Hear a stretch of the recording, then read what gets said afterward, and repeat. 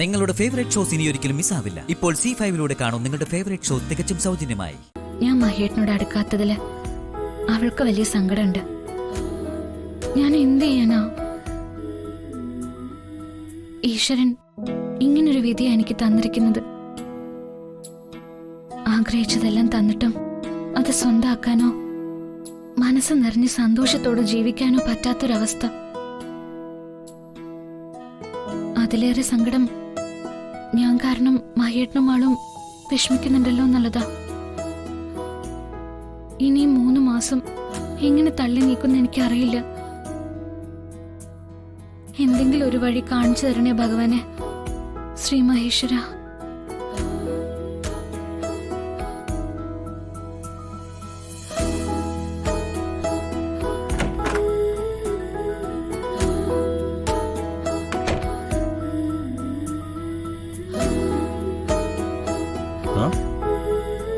ഞാൻ കുടിച്ചിട്ട് വരുമ്പോ ഇവിടെ എന്തൊക്കെയോ നടക്കൂന്ന് പറഞ്ഞിട്ട് ഒന്നുമില്ലല്ലോ. അതൊക്കെ വരും. വരുവോ? എന്ത്? അച്ഛൻ ഓഫീസിൽ ഇട്ടോണ്ട് പോവാനുള്ള ഡ്രസ്സൊക്കെ തേച്ച് റെഡിയാക്കി അതുമായി ഗംഗ വരുന്നുണ്ട്. അപ്പോ ഗംഗയ്ക്ക് ദേഷ്യമൊക്കെ മാറിയോ? എന്നോട് പിണങ്ങി നടക്കല്ലേ ഗംഗ? ഗംഗ ഇങ്ങോട്ട് വരുമ്പോ അച്ഛൻ ഗംഗയുടെ പിണക്കമൊക്കെ മാറ്റിക്കൊടുക്കണം.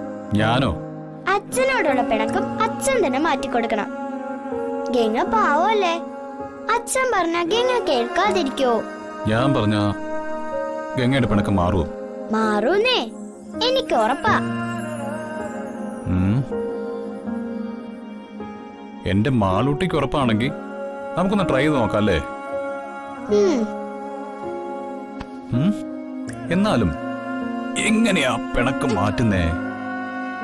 ഞാൻ പിണങ്ങിയിരുന്നാലേ അച്ഛൻ എന്നെ എടുത്ത് പൊക്കി കറക്കി കൊഞ്ചിച്ച് വർത്തമാനമൊക്കെ പറഞ്ഞ് എന്റെ പിണക്കം മാറ്റിയിട്ടില്ലേ?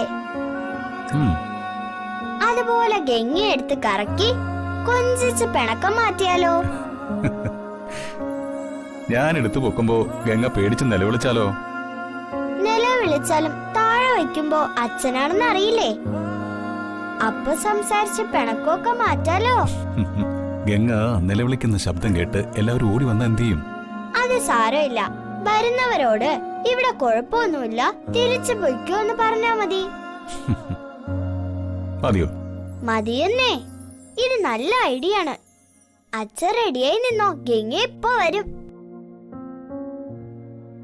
ഇതെല്ലാം മാളുവിന്റെ ഐഡിയ ആണെന്ന് ഞാൻ ഗംഗയോട് പറയും കേട്ടോ. ശരി, പറഞ്ഞോ. പിണക്കം മാറിയ ട്രീറ്റ് തരണം കേട്ടോ. അത് ഉറപ്പല്ലേ? Okay, done. ഡൺ. ഗംഗ വരുന്നുണ്ടെന്ന് തോന്നുന്നു. അച്ഛൻ വേഗം ഒളിച്ചേക്ക്.